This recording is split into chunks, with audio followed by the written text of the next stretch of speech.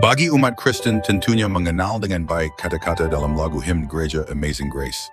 Ya, himne ini merupakan salah satu lagu paling populer yang tercetak dalam buku nyanyian di gereja. Telah diterjemahkan dalam ribuan versi bahasa di dunia, baik bahasa nasional suatu negara ataupun pelbagai versi bahasa daerah di belahan bumi ini. Tapi tahukah Anda bahwa pencipta lagu ini adalah mantan seorang budak di suatu kapal bernama John Henry Newton? Newton lahir di London, 24 Juli 1725, putra seorang komandan dagang yang berlayar di Mediterania. Ketika John masih berumur 11 tahun, ia ikut berlayar bersama ayahnya dan melakukan 6 perjalanan sebelum ayahnya pensiun. Atas keinginannya sendiri, ia menjadi pelayan di kapal budak yang membawanya sampai ke pantai Sierra Leone. Dia kemudian menjadi salah satu hamba dari seorang pedagang budak dan dia pun ikut disiksa secara brutal.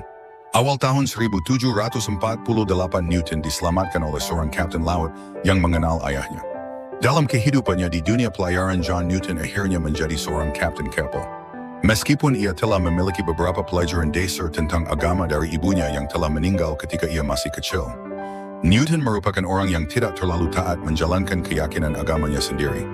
Pada perjalanan pulang dari pelayarannya, sementara dia mencoba mengarahkan kapal melalui badai dahsyat, dia mengalami suatu karya penyelamatan dari Tuhan. Ia mencatat dalam jurnalnya bahwa suatu kelepasan yang besar.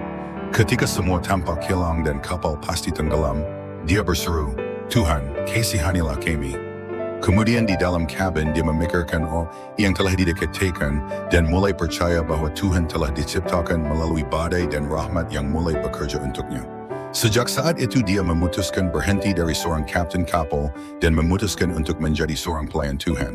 Ia kemudian ditabiskan oleh Uskup Lincoln dan diangkat menjadi pendeta di Olney, Buckinghamshire.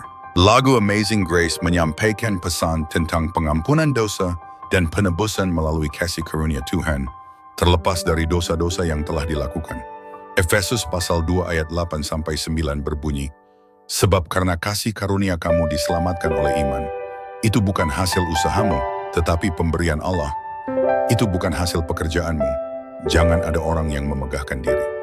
Amazing Grace menekankan bahwa kasih karunia Allah adalah anugerah yang tidak layak kita terima. Kita berdosa dan tidak pantas menerima kasih sayangnya, namun Dia masih memberikan kita kasih karunia, penebusan, dan kesempatan untuk kembali kepadanya.